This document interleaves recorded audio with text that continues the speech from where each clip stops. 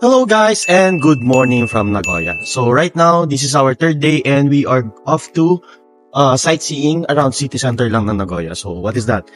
So babalikan namin yung Mirai Tower.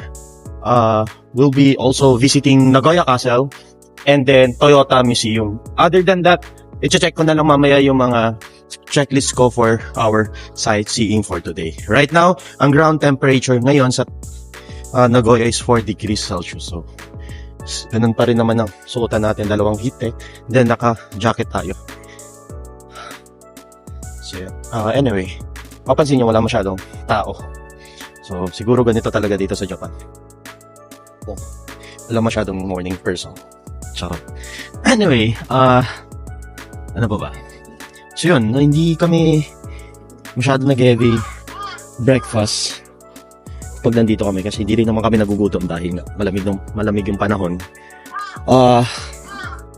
Yeah, it's a beautiful Saturday here in Nagoya.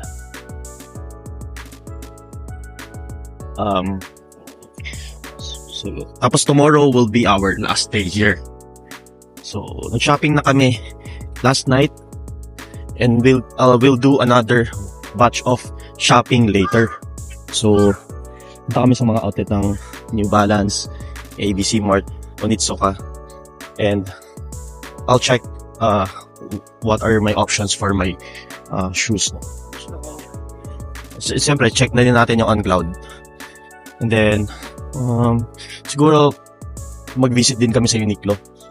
But if may mabili naman sa GU, then better GU. So yun. So wear your gloves always. Yun lang pagka ganitong winter. Kaya hindi nilamig yung kamay nyo, tagtatagal ka talaga. Kaya naman. Tapos ayun.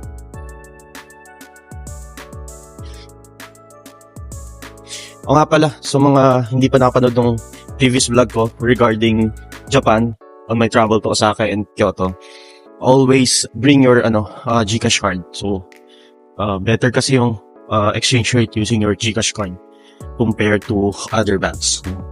So yeah. So kung wala pa kayong GCash card, mag-apply lang kayo. Magbabayad lang kayo ng 200 pesos for that card, physical card. Tapos after 5 days, delivered na sa address nyo. Napakaganda talaga ng exchange rate. Okay? Ayun lang. Tapos ATM, pwede sa Lawson, pwede sa 7-Eleven. Yeah. Dali naman dito. Yan ang nagustuhan ko rito sa Japan. Hindi very accessible ng mga ATM nila. So kunwari may katabi kang 7-Eleven or Lawson, hindi ka na mahirapan mag-withdraw ng cash. Sige nila. So yeah, join me as we do the sightseeing here around sa city center ng Nagoya. Okay?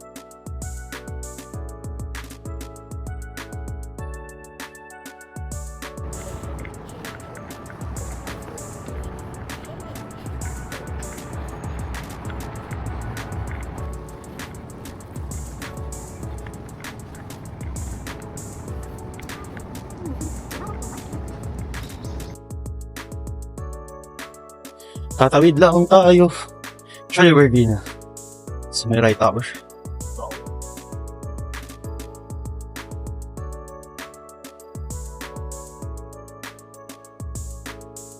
So, here na siya.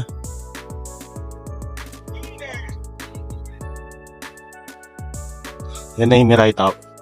So, tara, kuha na tayo ng picture. Go dito. So right now guys, tapos na kami mag-picture dito sa Mirai Tower. And then may park dito ha. Tapos may mga kainan na rin. So if wala kang gagawin, may mga cafe, may cafe din dito sa other side. And then may mga pizza dito and then mga like TGIF, may TGIF din pala rito. Tapos Yoshinoya on the other side. Okay? So yun lang. And we are off to our second stop for today will be probably the Toyota. We'll check kung ano yung pinaka malayo. Yun kasi ang advisable, no? Kapag nagsi-city center tour kayo, unahin yung pinaka malayo. And then, yung pinaka malapit yung ihuli nyo. Kasi at least, after nun, medyo malapit na kayo sa hotel. Sorry, namamalat na ako. Anyway, so yan. That's the view of the Mirai Tower. Diba? Okay.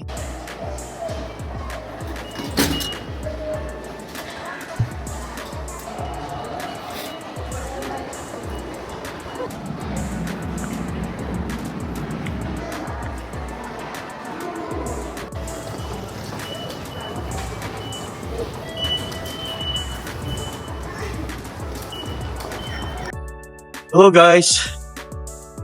We are on our way to Nagoya bus terminal because we're going to avail the Nigoro bus sightseeing around city center. So that's one of the travel hack if you are going for a city tour, no? Kasi at least yung route ng bus, lahat ng tourist attraction dito dadaanan niya na. And that's one time big time payment. So makakatipid talaga kayo. Unlike kapag sasakay kayo ng train kasi 210 Japanese yen per route, no? So very expensive. At least dito one time payment lang 500 Japanese yen. All in na yon. So kung kaya yung tapusin lahat ng sightseeing, mas maganda. Alright? So yeah. Join me as I try to find this bus terminal, city bus terminal. So nandito tayo ngayon sa Nagoya Station.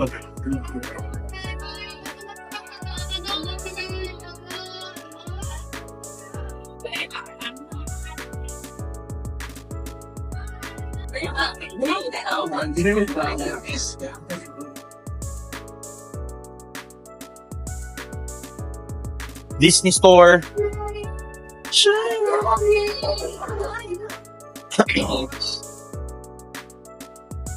So yun na yung city bus terminal.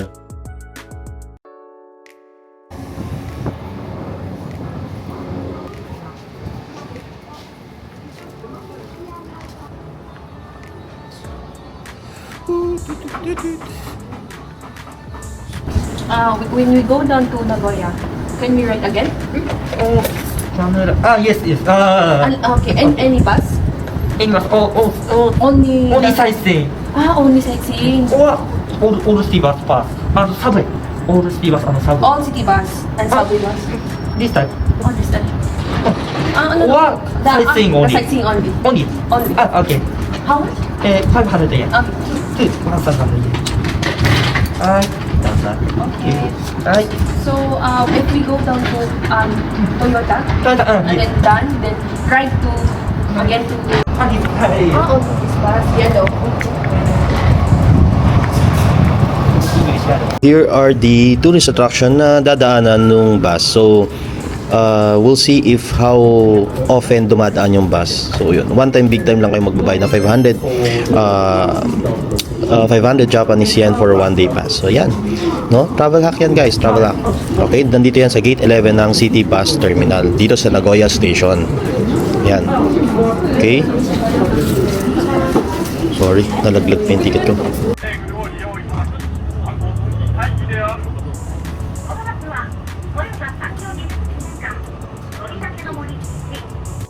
So, kakababa lang natin dito sa may Toyota Museum. So, from Nagoya Station, sumakay tayo doon ng Nigoro bus sightseeing. So, yeah. Okay. Let's go inside, guys.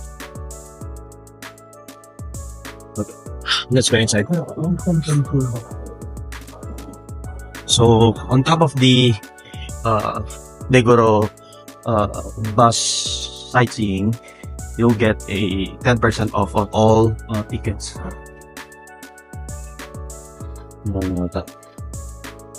Yeah, tickets. We are here now in Toyota Museum. So just going to pay for the entrance fee. Let's see how much is the entrance fee for this museum. No? Well, honestly, I cannot understand, but there's a ticket here. Okay, that's for one. Puro na lang natin.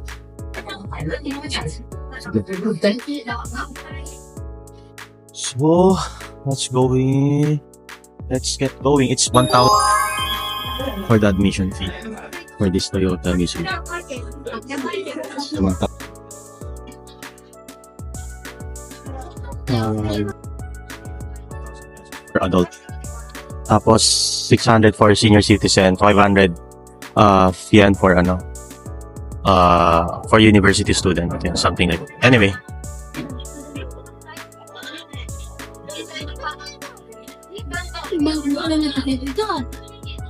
So this is here. So okay. Hold on guys, pe-present lang yung ticket. So here is your ticket for your Toyota. So we've got not only 10% but 20% off for this admission ticket. So here is their lobby. Okay, I believe there's a cafe here. So after your tour, you can grab some coffee and breakfast if umaga. And may mga pasta rin sila dyan. Okay. Yeah, we're going inside now. Di ko lang alam kung allowed yung camera, but if allowed, I'll let you know. Okay? Okay, let's go. So let's see. So this is your entrance.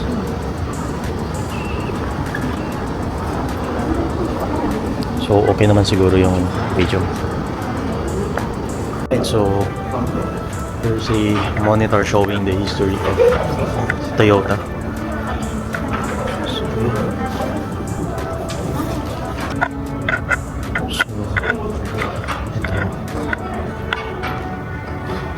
Okay. So here, as you can see, ang Toyota daw ay nag-umpisa noong early 90s.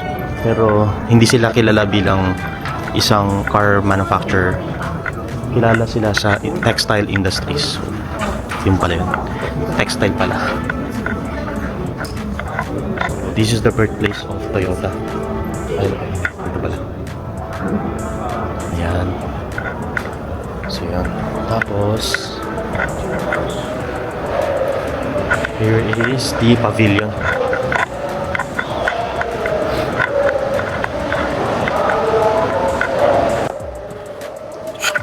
So ito yung mga machine na unang ginagamit ng Toyota since nasa field pala sila ng textile. Isa sa mga pinaka-advanced na imbensyon ni Sakiji Toyota ay ang automatic loom. Pero alam nyo ba kung ano ang mga telang kayang gawin ng makinang ito? Well, this loom can create various types of fabric depending on the materials used and the weaving patterns. Una, meron tayong plain wave cotton. Karaniwan itong ginagamit sa mga bedsheets, t-shirt at uniform. Second is the twill wave. This is what you see in denim, durable with a diagonal pattern. So that is Toyota noong 1911. Hindi sila kilala bilang sa kotse. Kilala sila bilang producer ng manufacturer ng mga textile. At ang pangatlo ay ang silk or rayon blend. Ginagamit sa mga eleganteng damit, malambot at makintab. Pinipresent nila yung dating paggawa ng silk.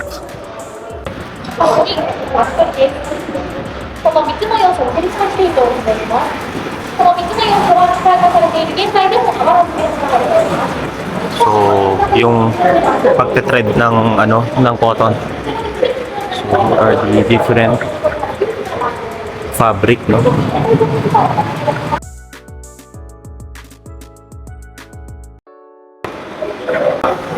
So, this one naman, check natin to. May nagpe-present din dito. This one is yung paggamit naman ng Garabo spinning machine for the sinulid na mga fabric nila.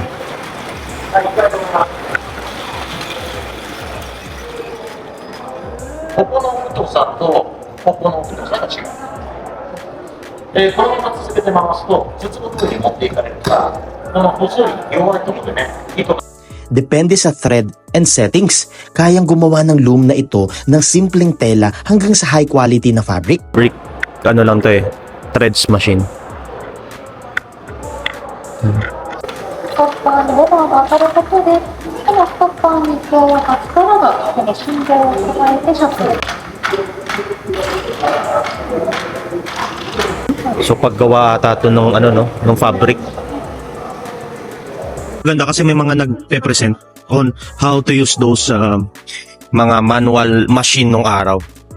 So, 'di ba? Hindi natin alam 'yan. Ang alam natin Toyota is car manufacturer, pero it turns out they are the first one of the first company na nag-produce ng mga textile dito sa Japan.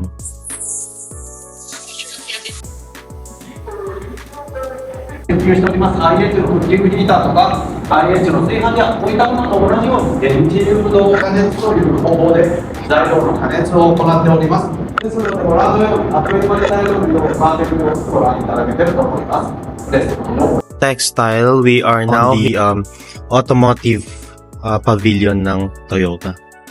So, let's check it out.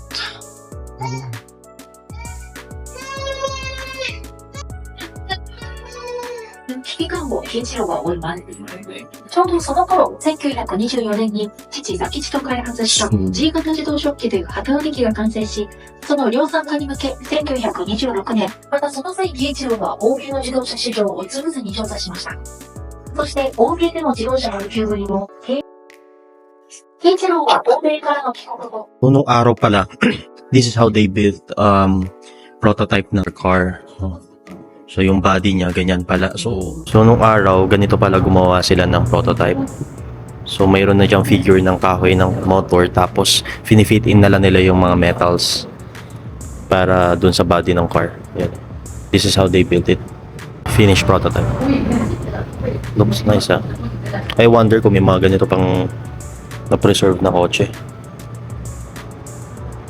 So, ito na, yung automotive museum nila. Look at these motors nung araw, no? Very, very, manual talaga. Unang-una sa listahan ay ang Toyota AA, ang unang produced noong 1936. Yes guys, with the D pa ang pangalan noon, Toyota, from the founder of Kiichiro Toyoda. Nagang top producer talaga ng motor vehicle ang Toyota noong 1950s. So ito, second generation ng mga kotse na to. After World War II, nag-shift si Toyota to smaller or more practical cars. Ito yung tinatawag na Toyopet SA, released around 1947. So ito yung engine ng second gen nila na kotse. Itong Toyopet SA ay mas maliit, mas magaan at ginawa para sa domestic Japanese roads. This one is the third gen na car nila. So early 70s to 80s. Fast forward to the future, ito na ang Toyota Prius, the world's first mass-produced hybrid car released in 1997. Ang engine setup niya is a 1.5-liter gasoline engine paired with an electric motor. Combined output around 70 horsepower, but the real deal is fuel efficiency and eco-friendliness nitong kotse na to. Makikita nyo rin dito sa museum na to yung mga Catway hybrid system. Kita mo talaga paano nag-work yung switch between gas and electric.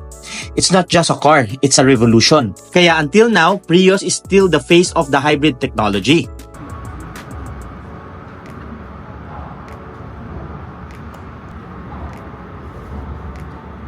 When you go downstairs, makikita nyo naman dito yung mga naka-display na kotse na naka-pick order siya from the first release ng car ni Toyota up until sa modern days.